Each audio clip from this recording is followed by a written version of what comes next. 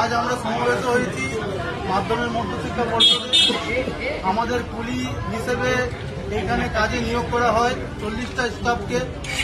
আমাদেরকে যে পারিশ্রমিক মূল্য, সেই মূল্য থেকে বিতাড়িত করার জন্য রিজনাল অফিসার যে প্রতিশ্রুতি দিয়ে আমাদের কাজে নিয়োগ করেছে,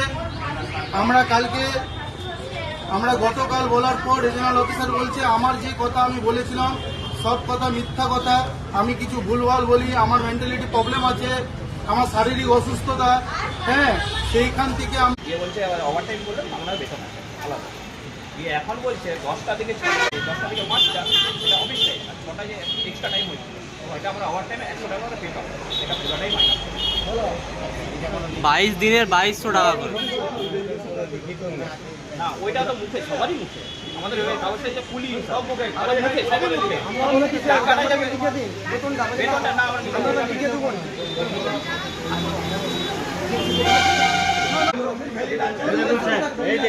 আজ পর্যন্ত খালি একটা 23 তারিখ আজকে কাজ আছে, আমাদের লাইনে আছে, আজকে লাইনে